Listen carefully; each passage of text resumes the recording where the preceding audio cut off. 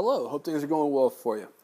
All right, now chances are you have been studying solving systems of equations and you've already learned how to solve two variable systems of linear equations using either the substitution or the elimination method. We're going to be working our way up a little bit here to solving three variable linear systems in this video and the next one that I'm going to create. And we're going to be using the same methods that you learned for two variable systems, but we're going to apply them to three variable systems instead. In this video, we're going to focus on using the elimination method in order to solve a three variable system. Now, I need you to understand what a three variable system is, and I need you to understand a little bit of the graphical nature of a three variable system, all right? So that you can understand what the solution of a three variable system is. When I'm talking about a three variable system, I'm talking about a system of equations in which you have three equations with the same set of variables, all right? Now, I'll show you some complete three variable systems in a moment, but let's say that the equation 6x minus 2y plus 4z equals 12 was among the three equations in a three variable system. All right. The reason why I'm bringing this up is that I need you to understand what the graph of a three variable equation would look like. If there are two variables, just an x and a y, you would understand that you would get a line from graphing it. Well, whenever you get a three variable equation, the graph is always going to be a plane. And I'm not going to graph that specific one for you, but I do want you to see a little bit based on that idea. So this is important for you to realize that the graph of a three variable equation is a plane.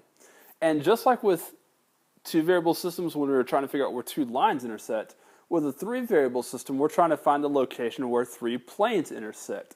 And there are various ways that planes can intersect, all right? One thing that can happen is that when you have three planes intersecting one another, they don't have to intersect at a single point. You can see this gray plane, this purple plane, and this lighter purple plane right there all intersect, but where they intersect, they form a line.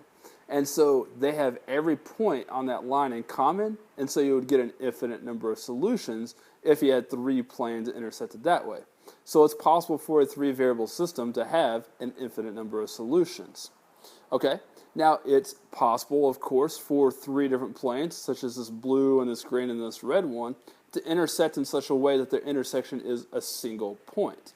Now, this is what we hope for most of the time. If three planes intersect at a single point, then the coordinates of that point represent the one solution for that system of equations, and the coordinates of that one point will then, if you plug them into each of the three equations, make each of the three equations true. And then it's also possible that you have three planes that don't intersect one another at all, parallel planes, and in that case you would have no solutions because they wouldn't have an intersection. Now, I found this picture that contained these three possible ways that planes could intersect or not, and then it didn't have all the possibilities, so I've pulled up one more picture, and I want to explain a little bit more to you. Let's suppose that I have three planes that are not parallel, but still have no solution. How might that occur?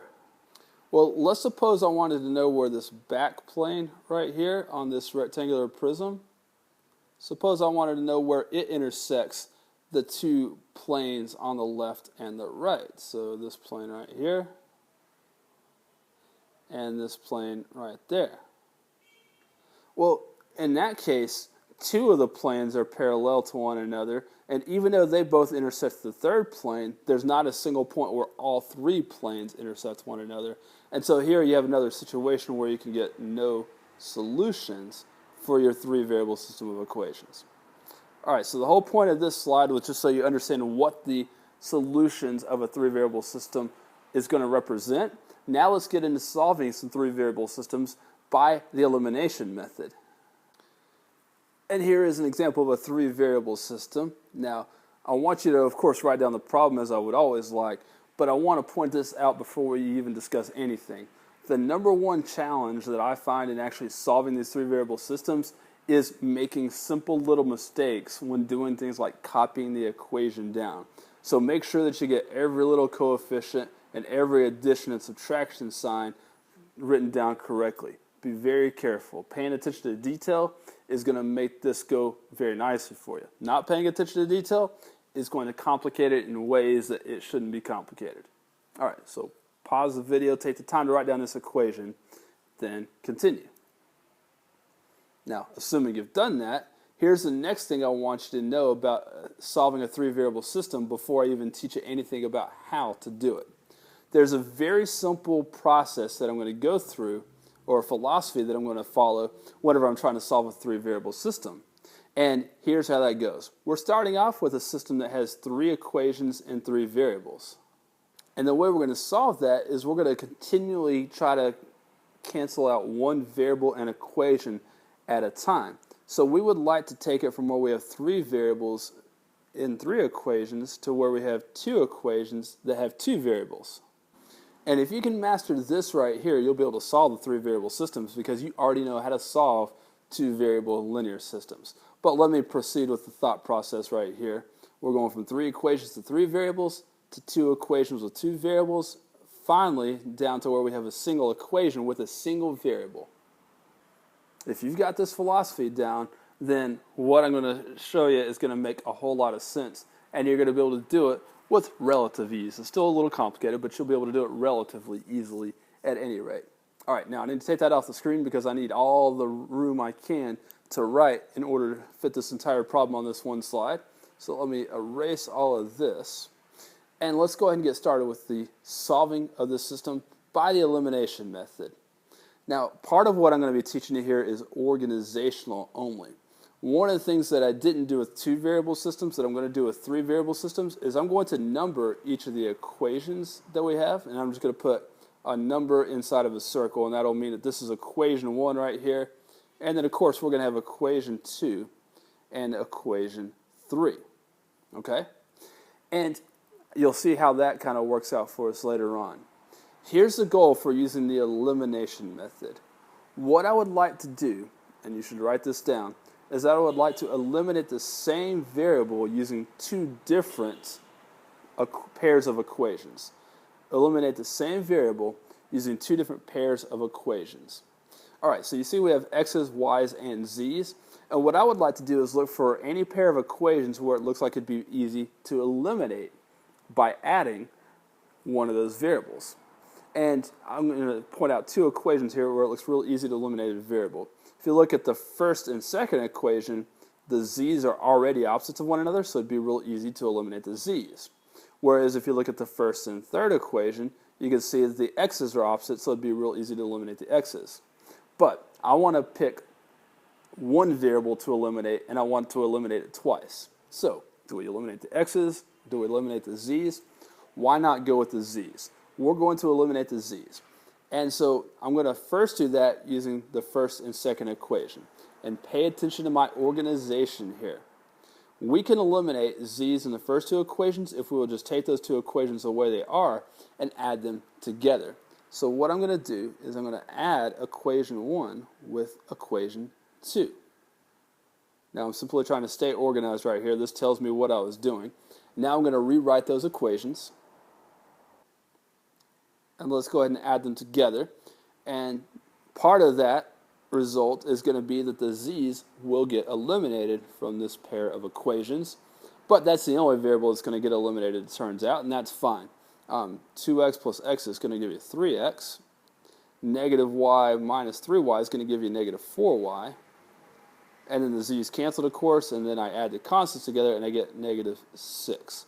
Now follow me with the organization here. Remember that I was trying to get from three variables in three equations down to two equations with two variables? Well, here's a single equation that has two variables. And where I had an equation number 1, 2, and 3 before, I'm going to label this as the fourth relevant equation in solving this system of equations. Okay, so there's one equation that has two variables. Well, on its own, that equation is not going to help us to find the values of x or y. But if I could create a second equation that has the same two variables, and that's very important, it's got to have the same two variables, it's got to have an x and a y, then I can combine that new equation with this fourth equation in order to find x and y. So here's my next thing. I already used equations 1 and 2 to eliminate z. What I need to do now is pick a different pair of equations and eliminate the z's again. And what I'm going to do is I'm now going to use the second and the third equations, and I'm going to eliminate the z's in those equations. But do you see how these are not opposites? Negative 3z and z are not opposites. So one of the things that I'm going to have to do is I'm going to have to multiply this third equation by 3 in order to make these opposites. And so that's what I'll do. I'll multiply this third equation by 3 and add it with the second equation. So watch my labeling here. I'm going to take equation 2, we said, and I'm going to add to that 3 times equation 3. So let me rewrite equation 2 exactly as it is, and then let me multiply both sides of equation 3 by 3 and write that result.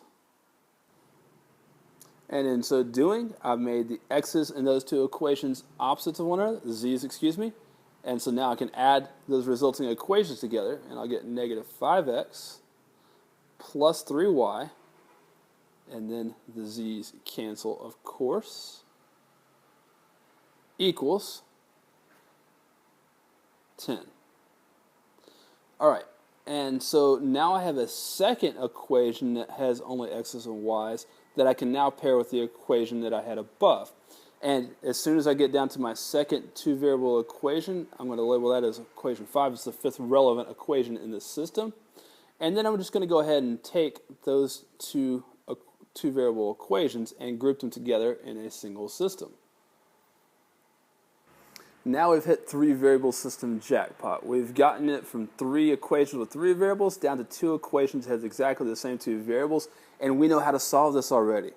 By the way, when it says to use the elimination method to solve this system, it's trying to tell you what to do to get it from 3 equations down to 2 equations. Once you get it down to 2 equations, you can use any method you want.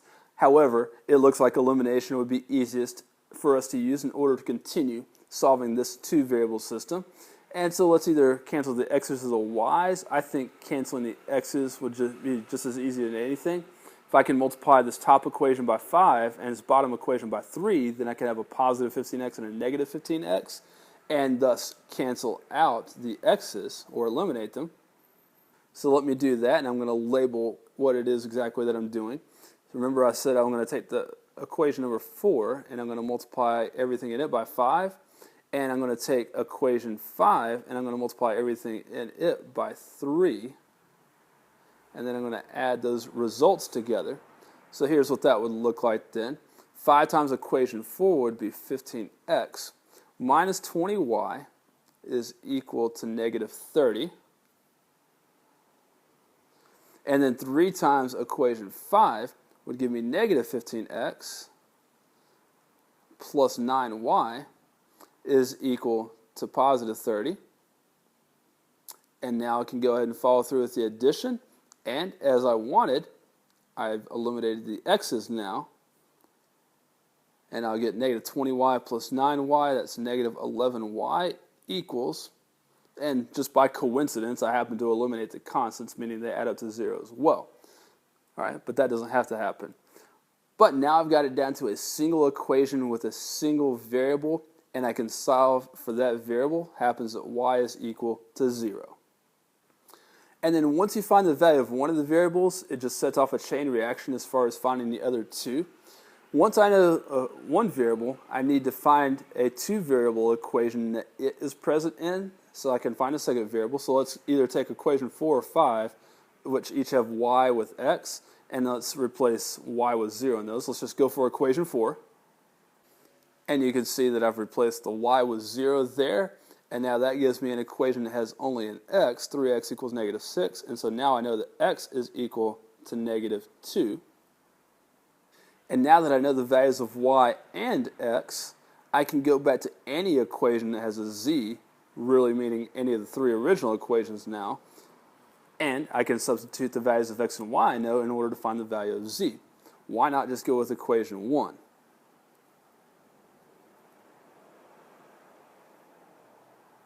And you can see I've taken equation 1 and I've replaced x with negative 2 and I replaced y with 0. And now let's go ahead and simplify. So that'll give us negative 4 minus 0 plus 3z is equal to negative 1. Then let's add 4 to both sides, and we'll get 3z is equal to 3. So z is equal to 1. All right, and then the final thing that we want to do now that we found the values of x, y, and z is we want to kind of organize the answer. Remember that whenever we find a specific value for x, y, and z, we have a situation where the 3 planes intersected at one point, and we want to tell what were the coordinates of that one point where the 3 planes intersect one another. And so we'll write it like that. X, y, z would be -2, 0, 1. Like that. It's called an ordered triple rather than an ordered pair because there's an x, y, and a z coordinate. All right, great. So that's how you use the elimination method to solve a 3-variable system. Now, these examples take a long while, and so if you feel like you understand the process and that's it, feel free to go ahead and stop watching the video now. But because I don't like to include just one example in a video, I'm going to go ahead and proceed and solve one more 3-variable system by elimination. So there is another example here if you'd like to see it. If not, see you later. Glad to see many of you have stuck around for one more example. Let me go ahead and start the organization process with solving this 3-variable system, labeling these equations 1, 2, and 3. Hope you found the organization very helpful in the previous example, and we're going to continue with that. Now, we're still going to try to get this down from 3 equations with 3 variables to 2 equations with the same 2 variables, and then on down to 1 equation with 1 variable. One thing I want you to notice about this system is that 2 of the equations actually only have 2 variables. You can see the first equation only has an a and a c, and the second equation only has a b and a c.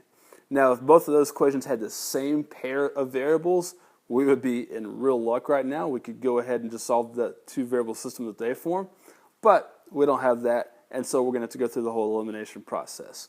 One thing that I want to point out to you right now is that if you ever have a 3-variable system and you have equations that are missing one of the terms, like the b's from the first equation or the a's from the third equation, it's helpful to go ahead and rewrite the system with placeholders. And this is what I mean. For instance, I could rewrite the first equation as a plus 0b plus 3c equals 2, like this.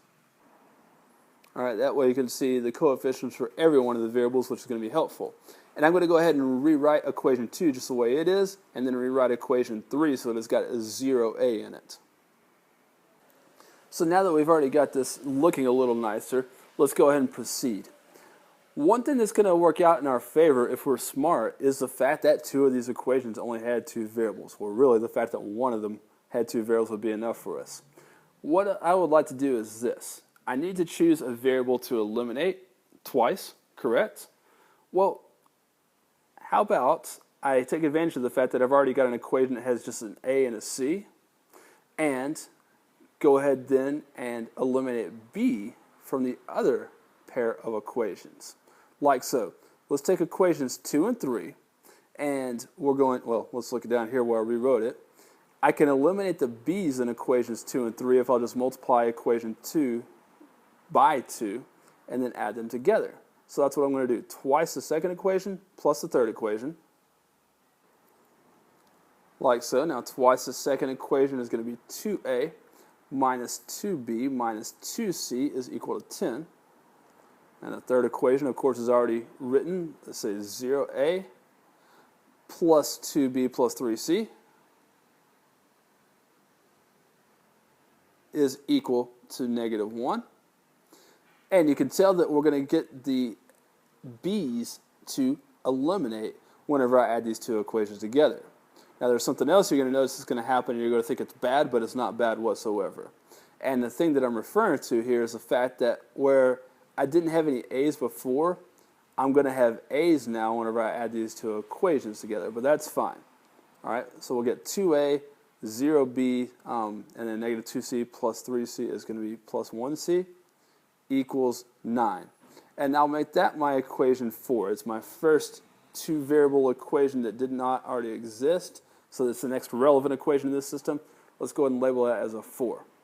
Now, ordinarily, I would say pick another pair of equations and eliminate the b's using those pair of equations as well, except that I have a's and c's in this equation, and I already have equation 1, which also has a's and c's. And so what I'm going to do is go ahead and pair those two equations together in a two-variable system as such. And now I can go ahead and eliminate either the a's or the c's from that two-variable system. Why not just multiply the top equation by -2 so that we can eliminate the a's? So then we'll have -2a minus 6c is equal to -4, which we'll be adding with 2a plus c is equal to 9. The a's cancel the way we want them to. And we're going to have -5c is equal to 5. And so now we've got a single equation with a single variable. We can solve for that single variable. We now know c is equal to -1. And here starts that chain reaction process where we can use the value of c to find the value of a if we use our two-variable system. So let's say we take equation 1 and replace c with -1.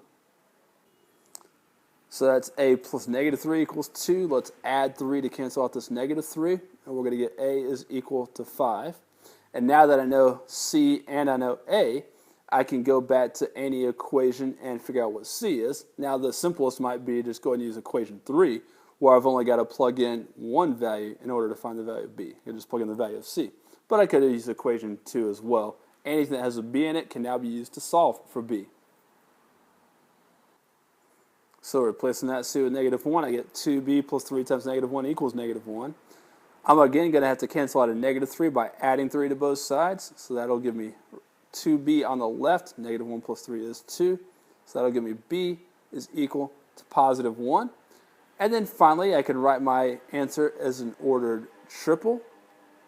A comma b comma c is equal to 5, 1, -1.